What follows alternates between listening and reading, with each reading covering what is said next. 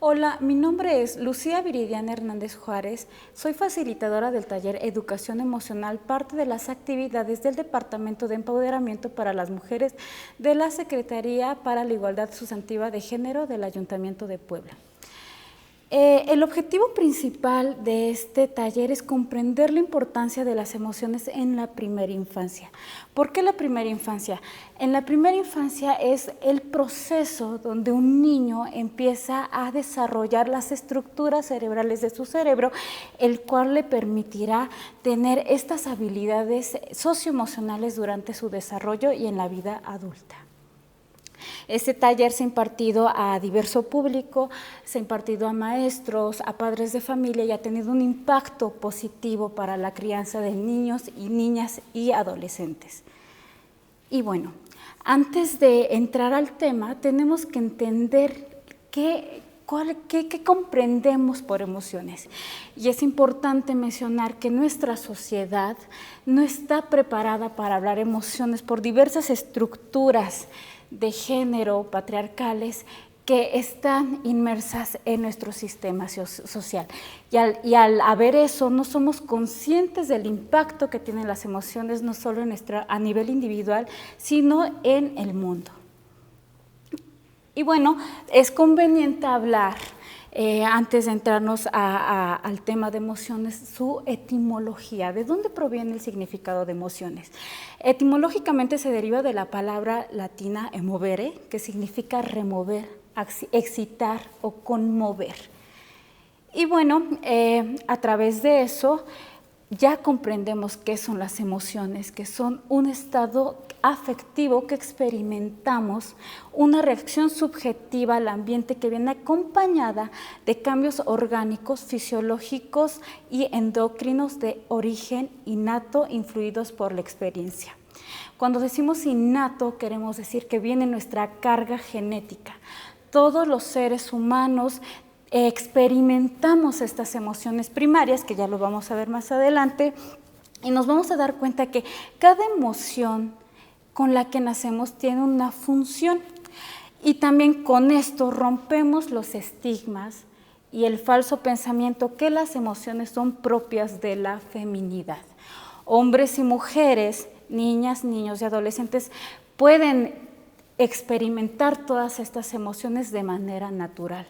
Va a depender también el tipo de crianza para saber cómo las van a ir regulando a través de su desarrollo.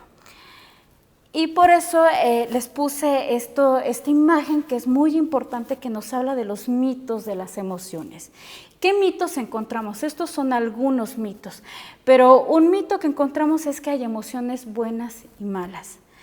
No hay emociones malas ni emociones buenas, las podemos catalogar como emociones agradables y desagradables, que en algún momento sí nos vamos a sentir decepcionados por alguna emoción que estamos viviendo, pero más adelante vamos a comprender que parten de una función para la vida.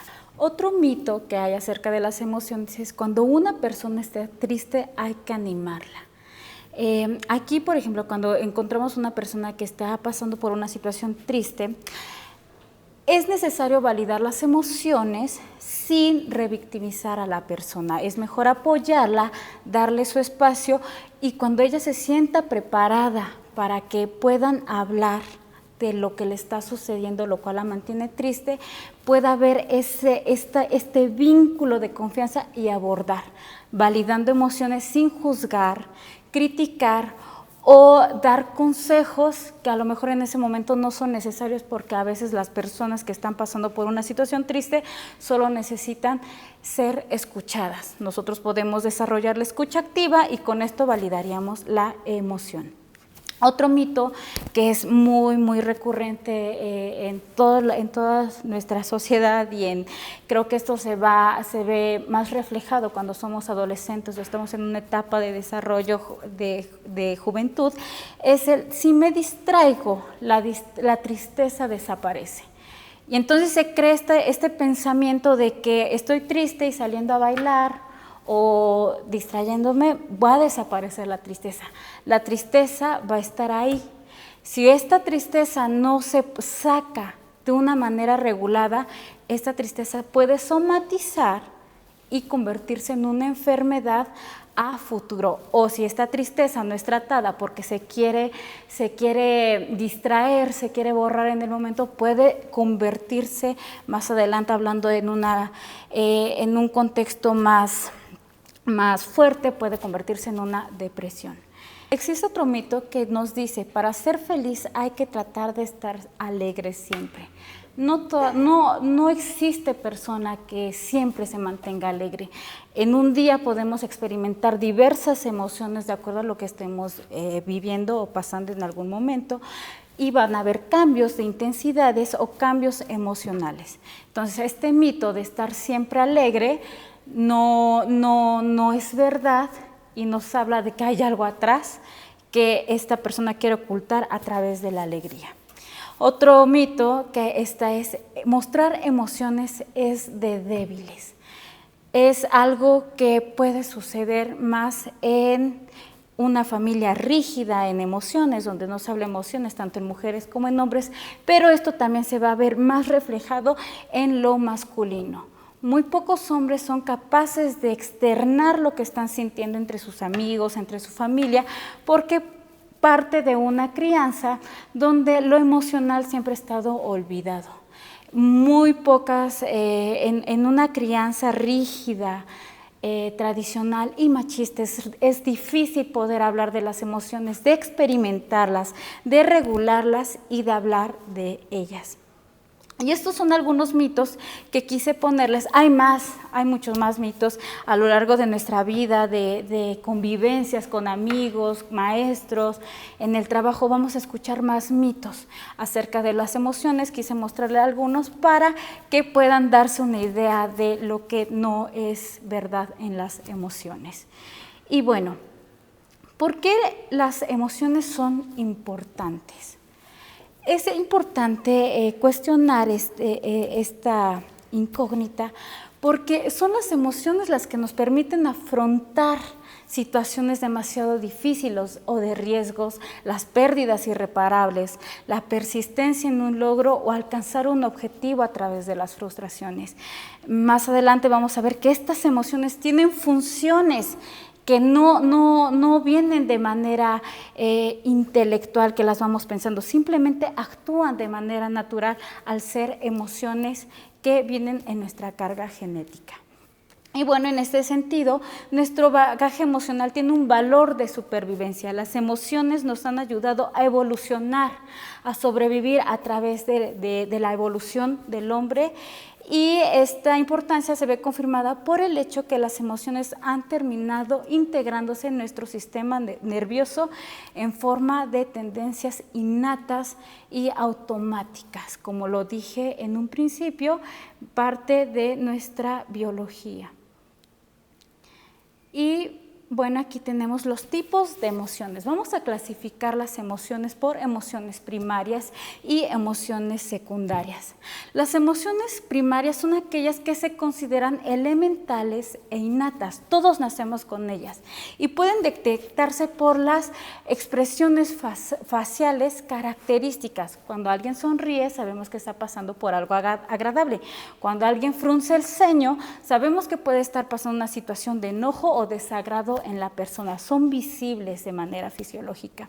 Y estas no son aprendidas. Se trata de emociones que son transversales a la cultura. ¿Por qué? Porque vienen en nosotros, vienen en nuestra carga genética. A diferencia de las emociones secundarias, que serán aquellas que son aprendidas por nuestra cultura, por nuestro estilo de crianza y dependen de cada persona.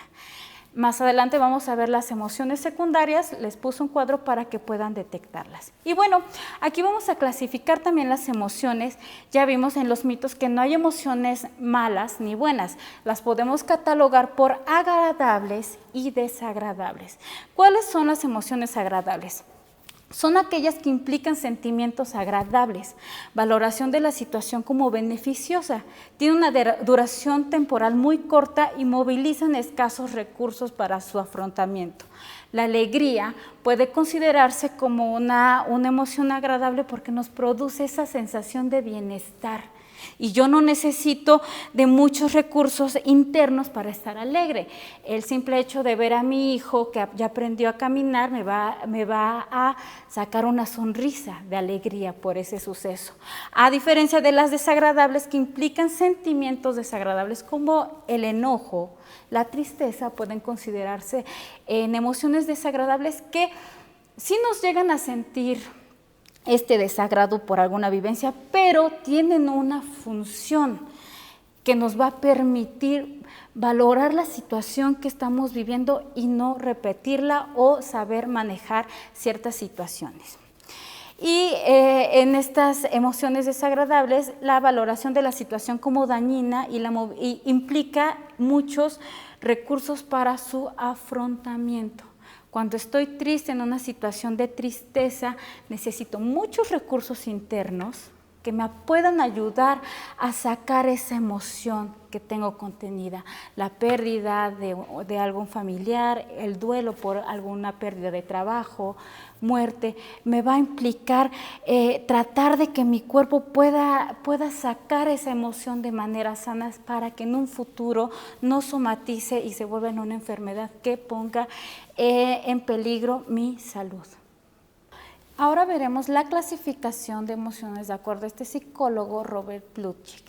Y Robert Plutchik nos sugiere 8 emociones básicas o primarias. Ya entendimos que las emociones básicas o primarias son con las que nacemos todos los seres humanos. Hay más psicólogos, hay más autores que nos hablan de emociones primarias, pero quise escoger a Plutchik porque vamos aquí a aprender a regular las emociones. Y bueno, ¿cuáles son estas 8 emociones que Plutchik nos dice? Está el asco, el miedo, confianza, sorpresa, alegría, enojo y anticipación. Son emociones primarias con las que todos venimos naciendo y que las vamos a ir experimentando a lo largo de nuestro desarrollo y a través de alguna situación o el contexto en el que estamos. Y bueno, esta flor de las emociones es muy importante comprenderla y entenderla porque aquí vamos a ver los niveles de intensidad de cada emoción. Y esto nos dice Robert Plutchik, que las emociones se intensifican al moverse del exterior, enfado, hacia el centro de la rueda. Y tenemos una furia, por ejemplo. Aquí en estas rueditas que estoy señalando encontramos las emociones primarias como ira, anticipación, alegría, confianza, miedo, sorpresa, tristeza, aversión. En el centro tenemos a las emociones primarias y antes de la ira encontramos el enfado. ¿Qué quiere decir esto? La intensidad baja de una ira o un enojo puede ser el enfado. Una intensidad alta no regulada termina en furia. Otro ejemplo, por ejemplo, que tenemos aquí es la tristeza. ¿Qué hay antes de la tristeza? Una melancolía que estamos experimentando por alguna situación. La emoción primaria sería tristeza y la emoción intensificada sería la pena. Y bueno, cada sector del círculo contiene una emoción opuesta. Lo contrario a la tristeza, que aquí la tenemos, es la alegría, que está aquí arribita. Y lo contrario de la confianza, que está aquí, es el asco o aversión. Aquí lo tenemos. Entonces, las emociones secundarias van a ser aquellas que se juntan, se complementan de 2 emociones primarias. Por ejemplo, el temor más la aprobación nos da una emoción secundaria que es la sumisión. Cuando hay mujeres en situación de vulnerabilidad y violencia en la casa o un niño, va a haber un temor por esta persona que está ejerciendo la violencia, pero al hecho de estar en un sistema familiar va a haber, y retomando también todas estas creencias, este sistema patriarcal, este machismo que existe, va a haber una aprobación inconsciente por esta mujer y automáticamente la vuelve sumisa. Es por eso que es muy difícil, no imposible, pero sí es difícil salir de una situación de violencia, porque empezamos a comprender desde las emociones que esto se ha naturalizado a través del tiempo. Otro ejemplo de una emoción secundaria, combinación de dos emociones primarias, son la aprobación más la serenidad que nos da el amor. Es una emoción que todos experimentamos. Cuando nos enamoramos de alguna persona, va a haber un sentimiento, una emoción de serenidad con esa persona y una aprobación. Por eso estamos con esta persona y automáticamente nos da amor. Y aquí encontramos algunos ejemplos de emociones secundarias que les voy a mencionar alguna, que es la alarma. ¿Cuál es la mezcla de esta emoción secundaria? Pues es el miedo más la sorpresa. La sorpresa más tristeza nos va a dar una decepción. La ira más la anticipación nos va a dar una agresión. La alegría más el miedo nos va a dar culpa. La alegría más la ira nos va a dar orgullo. La confianza más sorpresa, curiosidad. Entonces, estas son algunas emociones secundarias. Son infinitas las emociones secundarias que encontramos, incluso se pueden buscar en internet. Hay PDFs donde nos mencionan 300 y tantas emociones que podemos encontrar en la clasificación de emociones secundarias. Y bueno, ahora vamos a ver la función de las emociones. ¿Cuáles son las funciones elementales de las emociones primarias? Bueno, Rip, que es un psicólogo, nos menciona 3 funciones elementales, que son función adaptativa, funciones sociales y funciones motivacionales. ¿Qué van a ser las funciones adaptativas? Bueno, es una de las funciones más importantes de la emoción y es la que prepara al organismo para que ejecute eficazmente la conducta exigida por las condiciones ambientales. El miedo tiene una función adaptativa.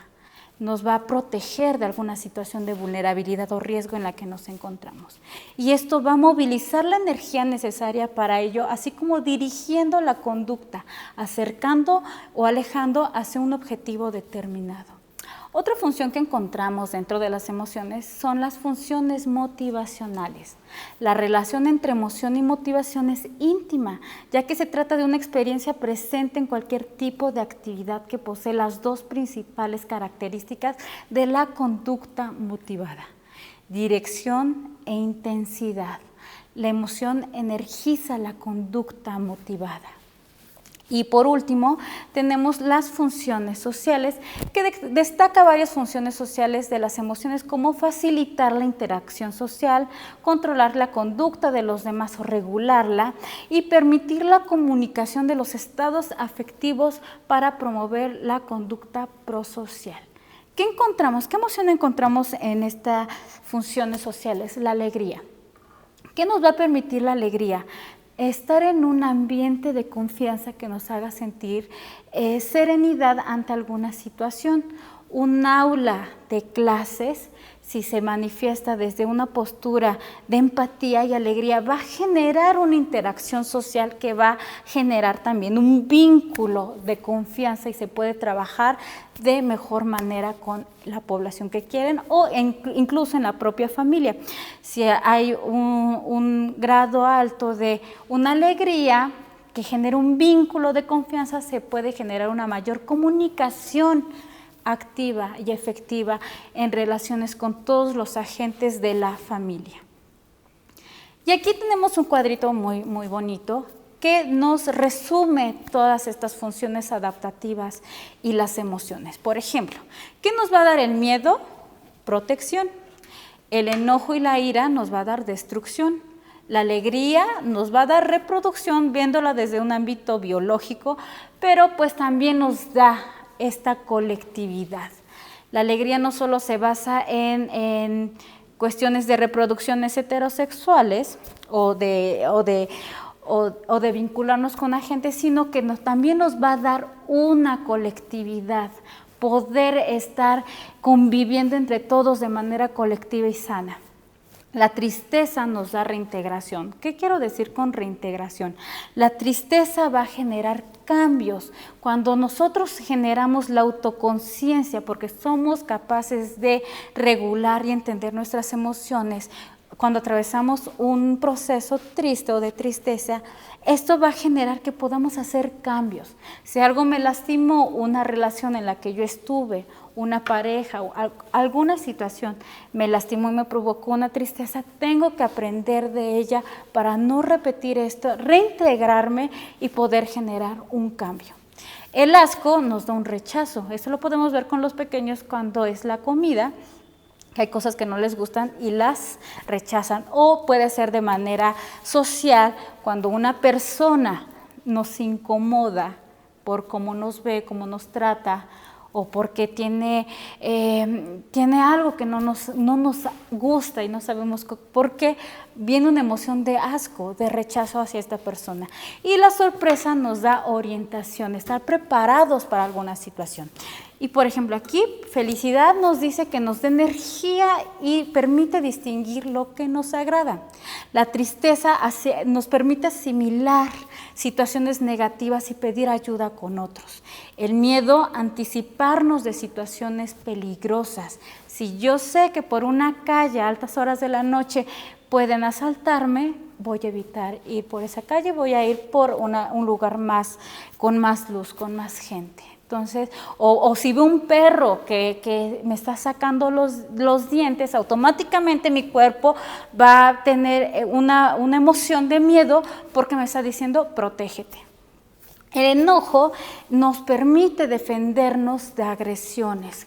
Cuando estamos en una situación de riesgo, quien va a actuar ahí va a ser el enojo. Esto no justifica la violencia ejercida a niños, niñas, mujeres y adolescentes. Esto no lo justifica. Son dos cosas muy aparte que quiero aclarar, porque cuando ya encontramos una situación de violencia, no estamos hablando de un enojo no regulado, estamos hablando de otros fenómenos que integran esta violencia, que genera el lastimar o poner en riesgo a una persona, un niño, niña o adolescente. Y bueno, la sorpresa nos da la concentración ante cambios en el ambiente. Yo voy a estar preparado ante alguna situación. Y el asco nos hace escapar, evitar situaciones desagradables o dañinas. Y todo esto que estamos hablando de emociones nos va a generar que podamos tener un manejo emocional con nuestros hijos, nuestras hijas, nuestros familiares, incluso en el propio trabajo. Pero, ¿qué es un manejo emocional inadecuado? El manejo emocional inadecuado se lo resume aquí porque nos habla de tres vertientes, que uno es reprimir emociones. Es lo que estábamos viendo en los mitos. Olvídate de la tristeza y mejor distrae.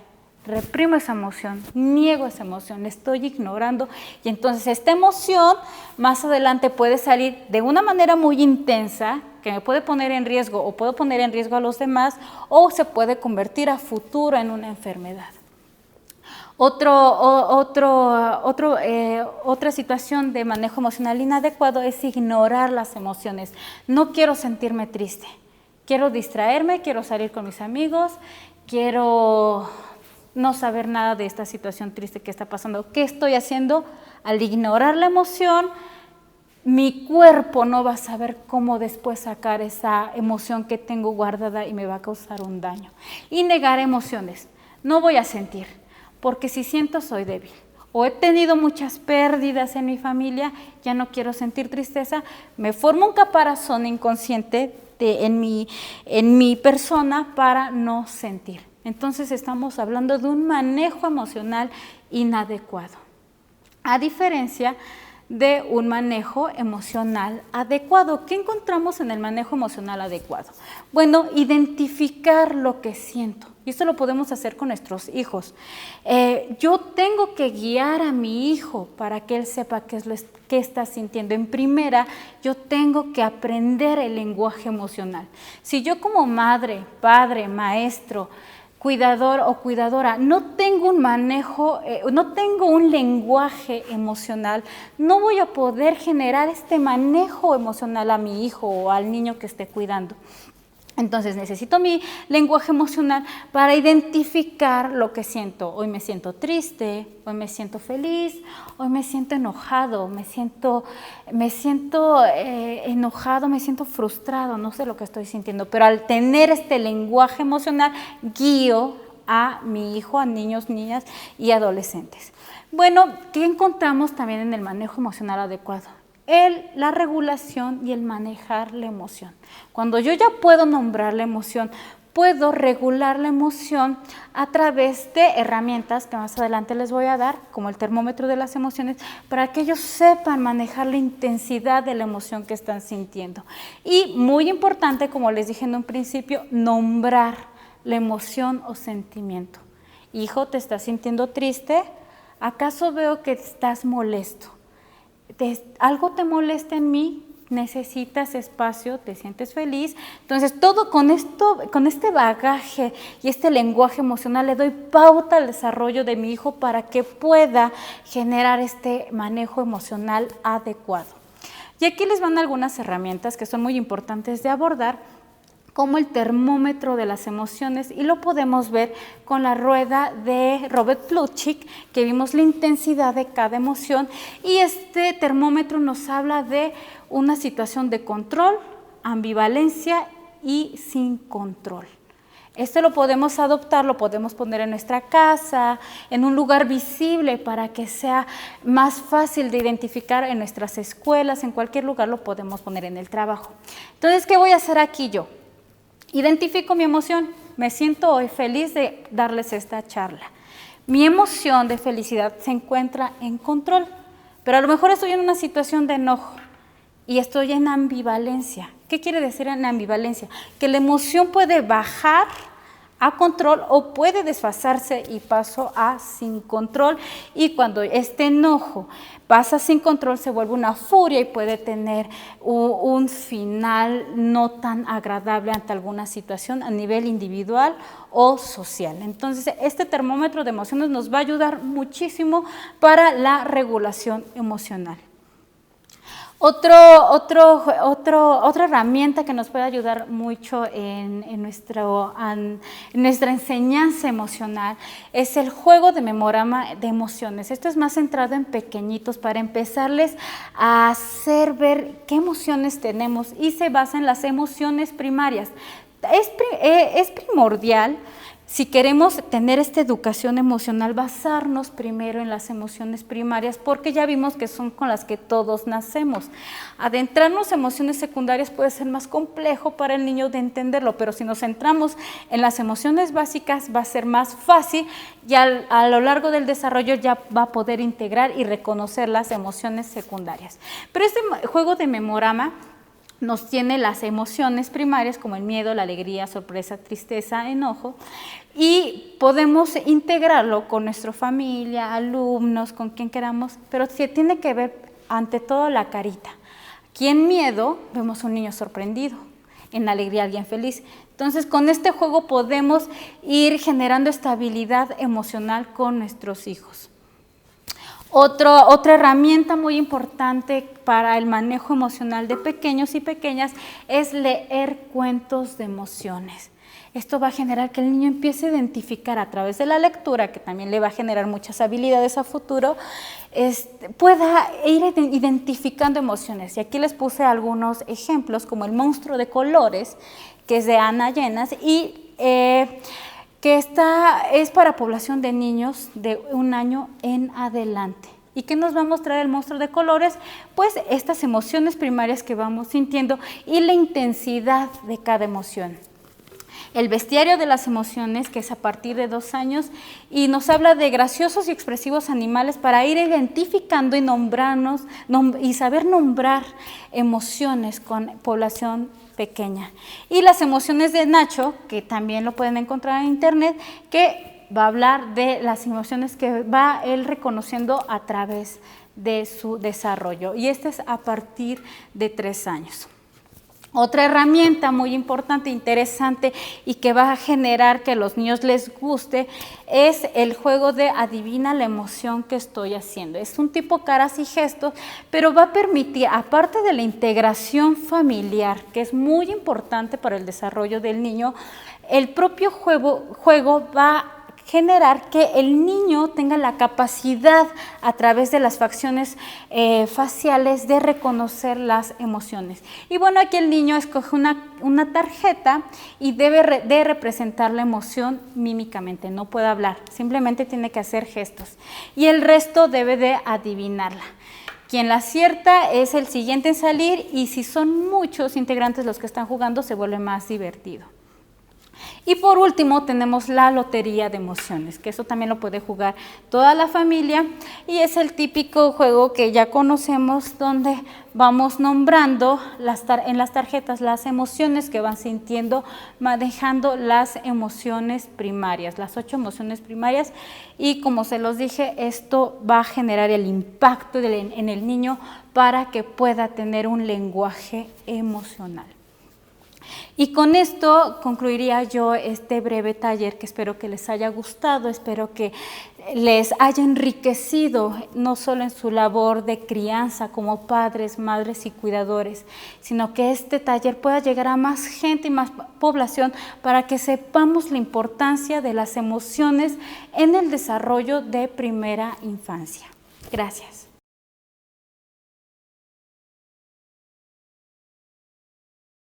Hacemos lo imposible. Ayuntamiento de Puebla, ciudad incluyente.